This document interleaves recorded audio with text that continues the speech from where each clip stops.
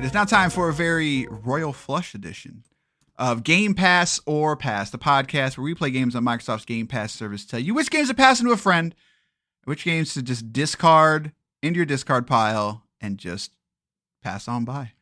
I'm Corey. I'm joined by the man who somehow got 7 Jokers at one point, I heard. Basher. Wait, can you not get 7 Jokers? No, you can only get 5. But you can, I thought you can expand the thing. Good day, sirs. I am currently cheating in Balatro, apparently. Are you cheating? What does that mean?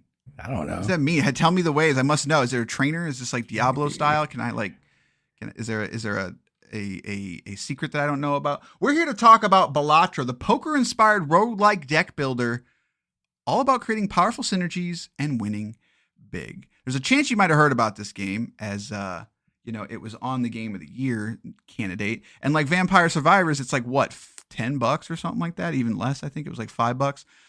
But it recently made its way to Xbox Game Pass, and so we figured we'd talk about it. Chances are you've either already played it, but if you haven't for some reason, this is an opportunity. But also, we're going to share our thoughts on it because it's a run-based game, which means that we have to talk about it. That is becoming the rule on this show. But did you know that you can let us know what you think about Balatro? Or maybe any other game. We were just talking about Final Fantasy 13 for some reason. I don't. Right? Like, who's still talk about that game? It's a game that it just comes up every now and then, and it's like a case study game. So if you want to let us know what you think about Final Fantasy, 574-651-9256. Here are the details for Balatro. Balatro is a poker-inspired roguelike deck builder all about creating powerful synergies and winning big. The poker roguelike Balatro is a hypnotically satisfying deck builder where you play illegal poker hands, discover game-changing jokers, and trigger adrenaline-pumping, outrageous combos. Combine valid poker hands with unique card jokers in order to create varied synergies and builds. Earn enough chips to beat devious blinds, all while uncovering hidden bonus hands and decks as you progress. Going to need every edge you can get in order to reach the boss blind, beat the final ante, and secure victory. It's available on PC, Xbox One, and Xbox Series X and S. It does have cloud save, so your progress does go from version to version. Regularly priced at $14.99. We've got a how long to beat of 7 hours, main and extras of 40, and a completionist of 212 hours. Balatro. Let's talk about it. Let's talk about Balatro. I actually first played this game because you did not want to record this because you thought I was cheating. Yeah. Because I played this game first before it came out on Game Pass. I did too. My friend Snap said to play this quite a while ago. I was like, what is he? He's like, it's a runner and it's a card game. I'm like, I'm in. Like, it's a wall in this show. That's all I need at this point. So yeah, like it is a poker game. It is. It's not though. A wild poker game. Right. Well, it starts off as a poker game, and then you soon discover the power of the jokers. And once you start getting those jokers, it stops becoming a poker game and starts becoming just its own just kind of phenom, I think. Yeah, and it's. So the reason I said it'd be cheating is because it was a Game of the Year nominee. It had come out a while ago. This wasn't like when Vampire Survivors hit. That kind of hit all around the same time kind of thing. And I had played this a little bit. This is actually on Apple Arcade as well. It's been on Apple Arcade for a while. And I'm one of those weird people that has a iPad and actually uses it to game every now and then. So I was just like, we know it's good kind of thing. And so that might give you a little bit of a hint. This is a good game. However, I've got my problems with it, but I still enjoyed it. But we're just going to talk about it. Why not? We played it probably way too much. Right now, it's my go-to. I just need to turn off the world, put on a podcast. So I'm gonna go to my desk and and use the standing mode because I paid for it. I got to use it, and play some Balatro and listen to a podcast kind of thing. So, but and as you said, like it keeps going, and you keep getting new things, and you keep discovering new things, and then all of a sudden it's 5 hours later, sort of thing. So, but yeah, Balatro. So while it's on poker hands, it's about royal flushes and straights and stuff like that. It's really more about just finding, multipliers, getting points multipliers, and using those multipliers in a way to get the highest score possible. For instance, there's jokers that will give you, hey, if there's spades, in your hand, you'll get a 2 times multiplier. You'll get like a 6x multiplier, something like that. It gives you a score based upon, let's say, I don't know all the point matters, but let's say straights are 50 points. And then there's 2 different things you can do in terms of a multi, where it's like, it'll give you a 15 multi. But then on top of that, you can also get complete multis. So it'd be a 15 times multiplier, but then a 2 times multiplier on your final score. So it's those things that can escalate exponentially. All of a sudden, a 50-point hand can turn into a 10 million point hand. That's exaggerating, but a 10,000 point hand. And it's about finding those synergies and using power-ups like jokers and celestial cards to build up that deck and keep going, kind of thing. Yeah, it's one of the games where you really got to jump into, and the barrier for entry is so low because you don't need to know a single thing about poker or cards to fall to just kind of lose yourself in this game. Like there are like certain things in the game, like the run info button that will tell you the current level of your current poker hands, because although a pair is like 10 points or 20 points, you can level up the pair aside from the joker aspect. So you can have jokers who upgrade your multiplier of a pair by 10s, if not 20s.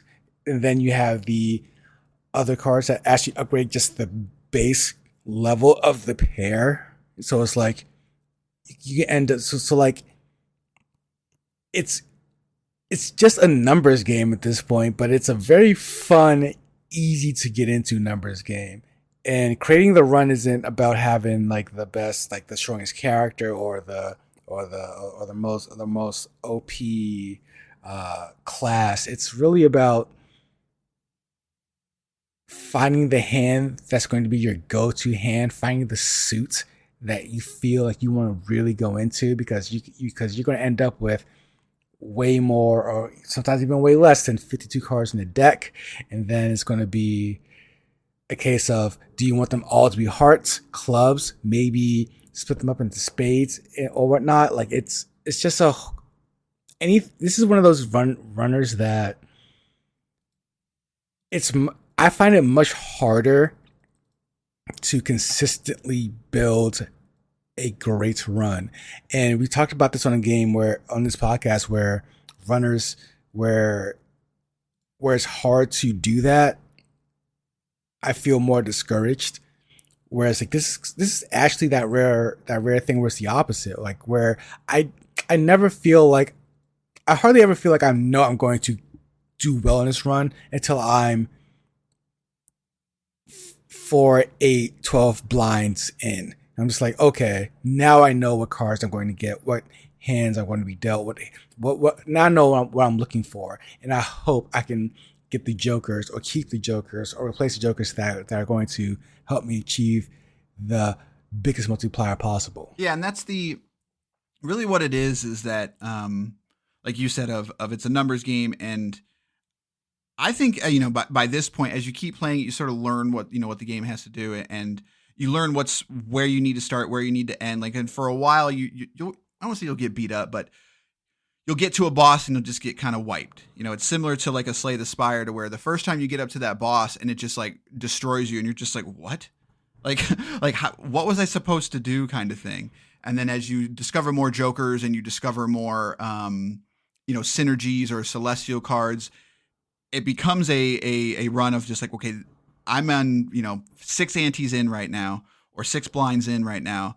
These are the jokers I have. Now I need to create a strategy to use these jokers in a way that makes sense. For instance, like a joker can be played in a diamond card suit, gives you +3 multiplier when scored, +10 multiplier if your hand contains 2 pair.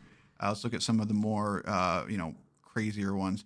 If the first hand of a round is a single 6, destroy it and create a spectral card. So there's a lot of gambles on stuff you can do too. Of I'm gonna kind of try to, of go for gold here, go for big. There's one that I use a lot called the red card joker, which is this joker gains +3 multiplier whenever a booster pack is skipped, and that can be contingent on, or that can be at any time. As soon as you get that joker card, you can open up packs, and if you skip them, you get a +3 multiplier. So there's an instance to where you might even be able to get 4 booster packs in one round kind of thing. And if you skip all those, all of a sudden that's +12, and you do that 5 times, all of a sudden you have a +100 multiplier on every single hand.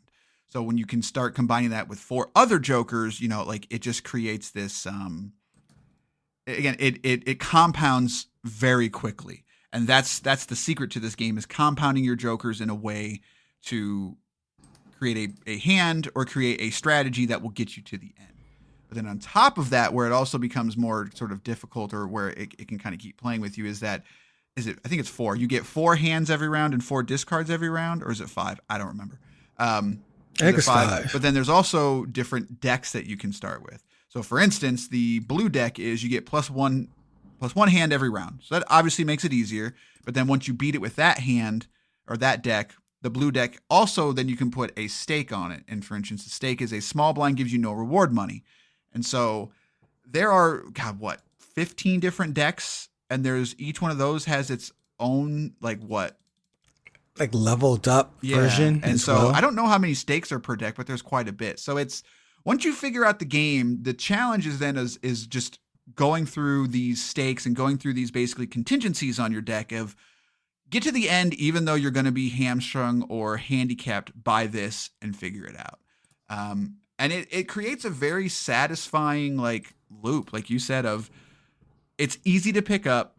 I wouldn't even say it's hard to master, but it's fun to master, in that you're going to find a synergy or a set of cards that really worked for you.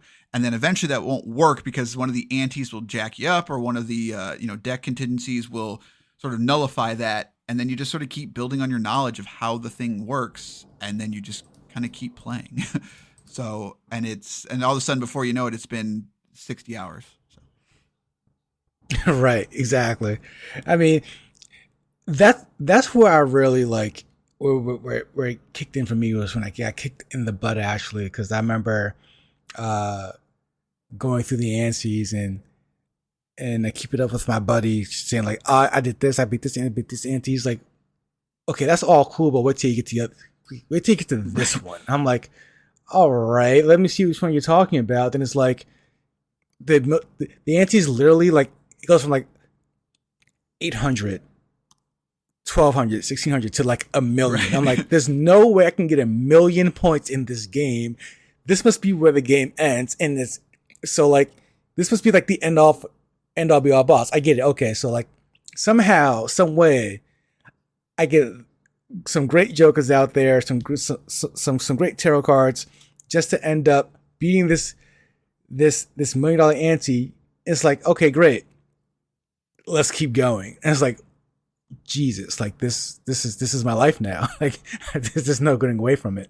And that's when I realized, I'm like, yeah, this is going to be the game where I just keep on my phone, on my computer at all times. Yeah, that's a fair assessment, because I think where the magic is too is obviously being able to pause a run whenever, kind of thing. And you don't ever really lose it because it's basic poker rules, right? Now you could argue that if you haven't come back in a couple days, you might forget what your strategy was depending on your jokers and stuff like that. And that's not a flaw or anything, but that's for me where it's sometimes I might forget, or, I'm just going to kill this run and start a new run, kind of thing. Where I get sort of, I don't want to say I'm just not nearly as, this is a super solid game. For me, it's the fact that you are sort of strained by the poker rules, I guess you could say, or your points are always determined by poker rules in many ways. I feel like I halfway through a run, I have a strategy, and I'm never gonna like do anything different than that strategy. There's never any late game like, hey, I'm in the final ante round. Holy crap, I got this Joker. Holy crap, I can now do this XYZ. It's typically like a strategy that I'll come up with round 6 out of 12. And I'm like, okay, I've got 2 pair updated from level 1 to level 8. It can go up to level 10. I've got spades. I put more spades than anything in my deck because I use celestial cards. And now I'm just going to keep doing that and hoping that I get double pairs or 2 pairs. Like, and that's, right. I'm sure I might be doing something wrong, or there's probably other things about it, but that's where I found it for me. Like, once you start going so far, it's kind of luck of the draw at some point. I feel like the strategy gets removed and I'm no longer playing the game. I'm just playing RNG at that point. Like, hopefully I get these things. Yeah. You're not wrong. I would agree with that. Yeah. Like it doesn't have that. And that's just by the nature of what the game is. It's a game about cards, you know, like there's no skill based shooter involved, right. if you will. There's no dodging. Yeah. Yeah, you know what I'm saying? So it's like it's just the nature of the beast in a sense, but you're absolutely right. Like if you do want that in a runner, usually that thing where you're like halfway through a run, you can be like, oh, I finally got this thing I was looking for. I can start readjusting the way I play the game now.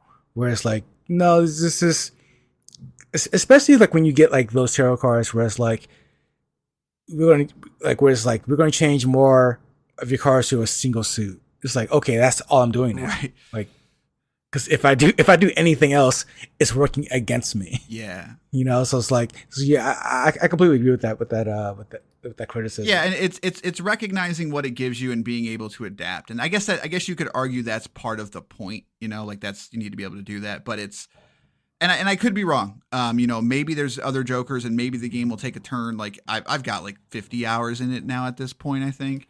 I have not discovered all the Jokers. There are a set of rarities for the Jokers. There's common, uncommons, rare. I think like hollow. You know, like there are other Jokers that you can get, kind of thing. That maybe will do that, and maybe they're exclusive to certain rounds, maybe to certain decks. I don't know. But I'm not going to say, like, after 50 hours, if I still haven't seen some of them, I don't think the game's going to suddenly,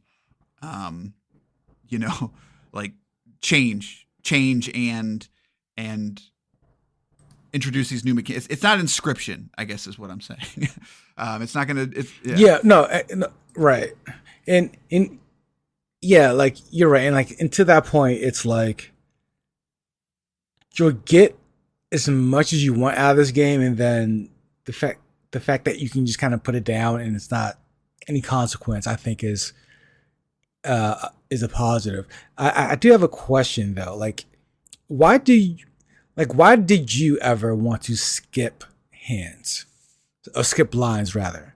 Because I never saw the purpose, because you have the option, because each round you have 3 blinds, the small, the big, and the head.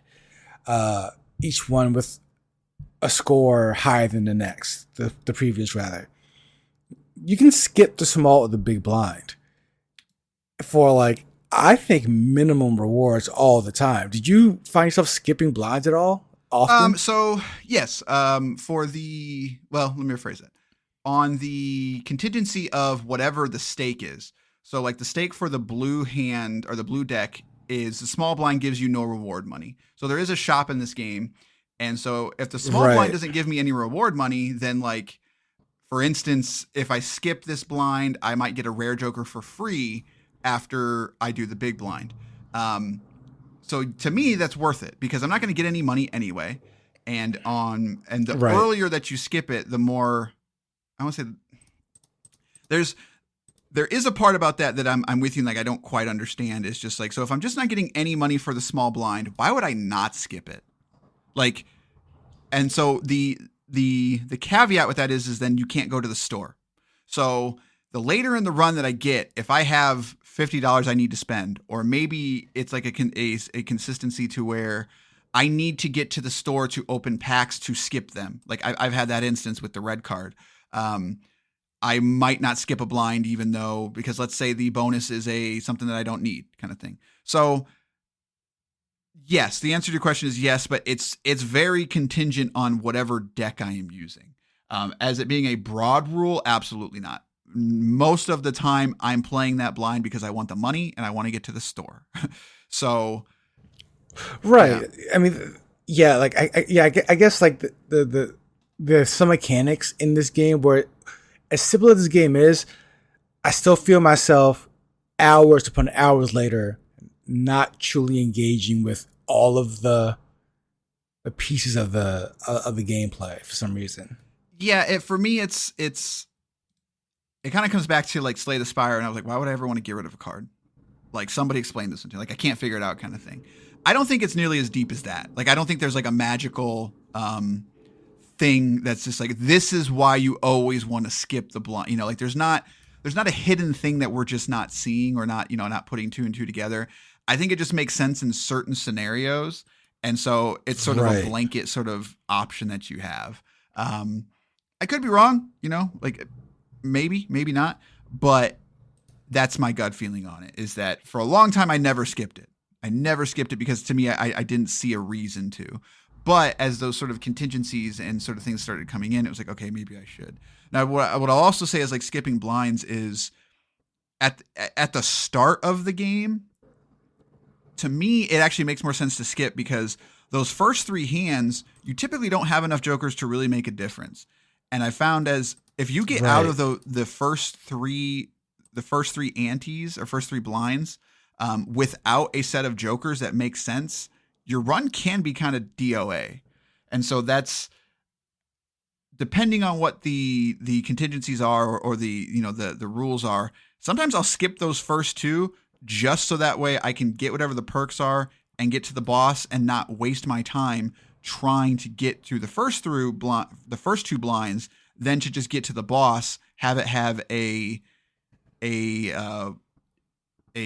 buff or whatever you want to call it that just completely jacks me up, that I wasted 10 minutes playing the first two one.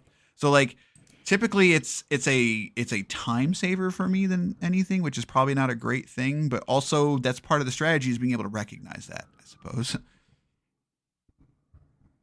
No, that does make sense.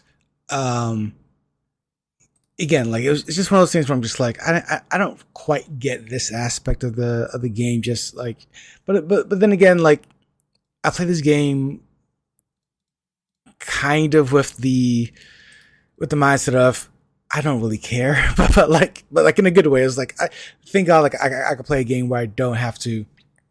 Like we just talk about Mullet Jack, and it's like I don't have to be so locked in. Right. I could just be like doing anything else and just like clicking on cards. Like, so yeah, that's why I definitely asked the question. Well, and for me, really what, like the thing that clicked for me or that when I started really thinking about it, it came together, is there are certain times where, let's say you're playing two pair, I can still play a fifth card. It's not going to add to the score. It's not going to take away from the score. But what it is going to do is give me another card. And so there's a lot of small things like that I never thought about. And so once I started thinking about it from that aspect of like, there are certain times where I just need to get through the deck. Like I need to get through the deck, but there's other times that I want the deck to be slow. And it just depends on whatever strategy that you're going for, et cetera, et cetera. Those are a lot of the small things that I think are going to be for like the people that want to get the 272-hour completion of just like, I need to know what I'm doing here, and I need to know that this strategy, while in a regular poker scenario, I would never play a quote two pair with another card, because that's not how poker works. You don't play cards that are not part of the combination that makes sense, So that's where the gamification of it comes in. And like you said, like I just want to play cards, like like I just want to click cards and go. You can do that too, but you have to learn some of those small things, or you're never going to get, you're never going to send. Not going to have the big run. So, and that's where things started clicking for me. Of just like, okay, I need to think about this less about poker sometimes and more about moving things around. I also, for the longest time, did not know that you can rearrange the jokers. And when I found that out, I was like, oh, that actually makes a lot of sense. because there was one time like I got a Joker that was like a 2x multiplier on the entire hand.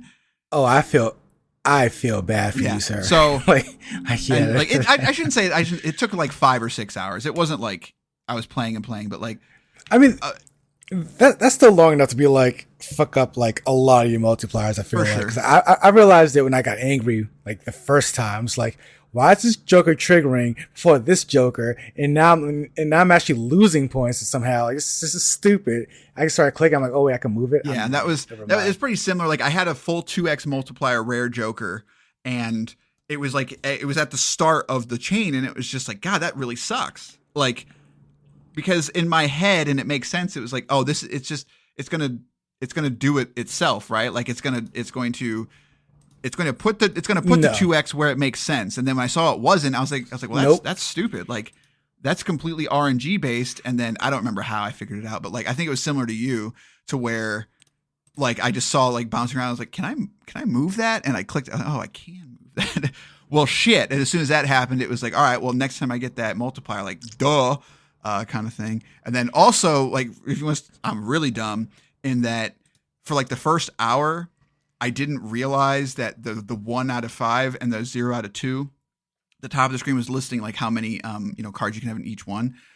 I never paid attention to the number, and I thought that because some of the Jokers are like they can break or whatever, the glass cards. I thought that was telling me how many turns I had left of some of the Jokers. So for the longest time, I only had 4 Jokers because it does a thing to where it fills the space up. So it makes it look like, pleasing to the eye aesthetically. And so once you get 4, it fills up the entire top box.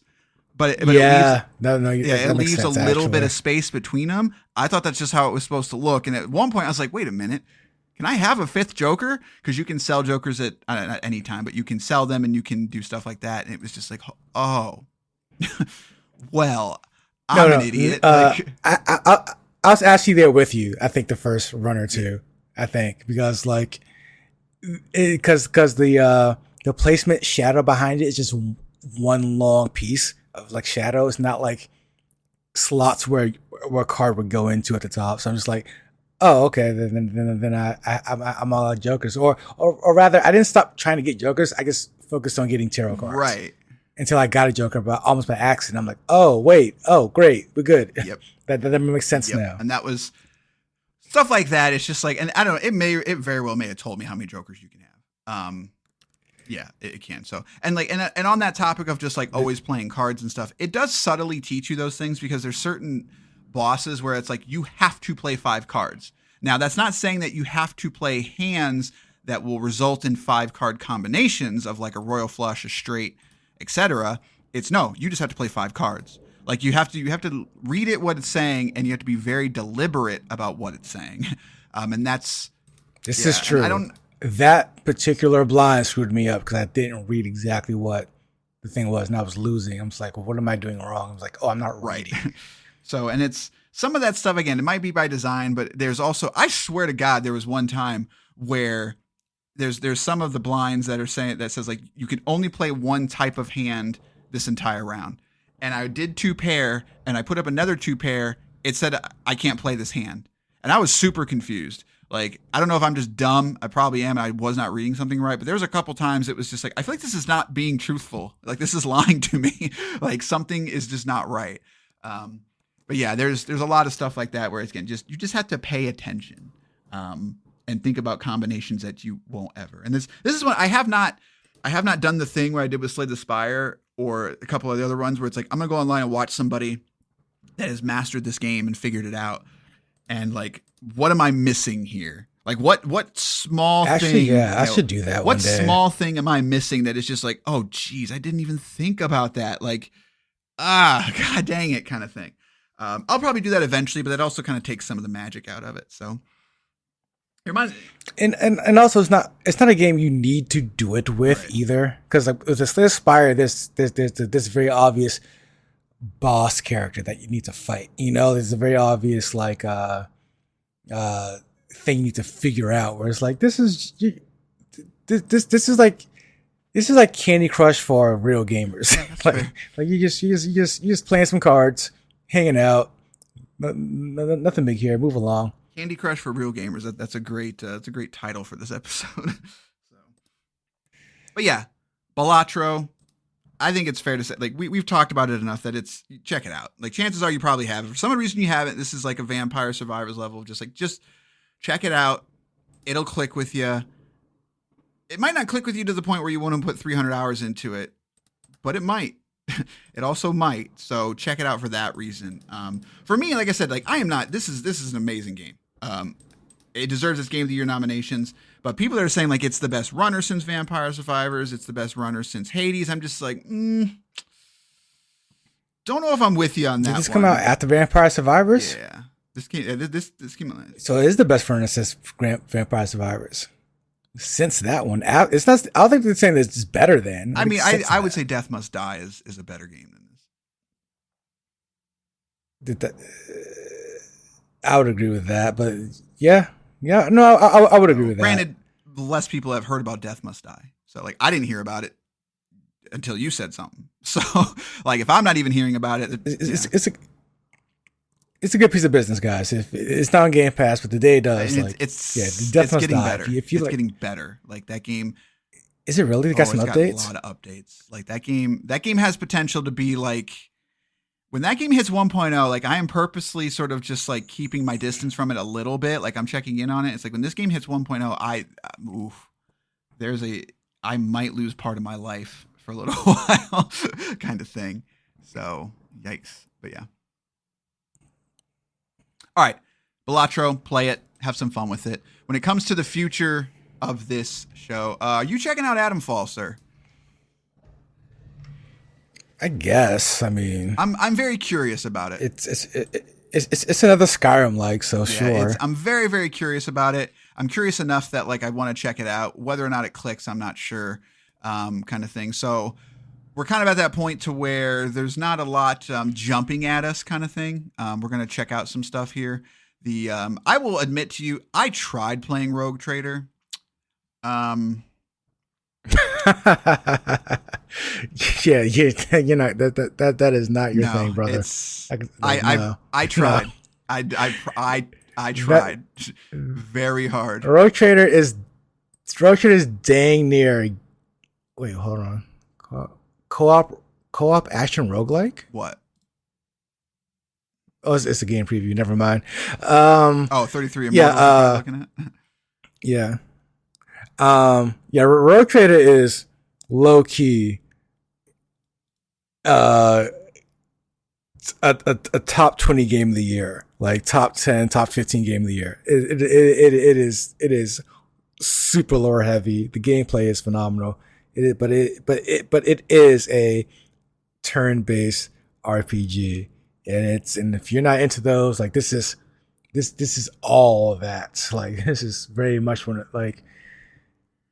Again, Warhammer fans, if I'm missing something, please let me know, because I am knee deep into this Warhammer lore right now with this one particular game.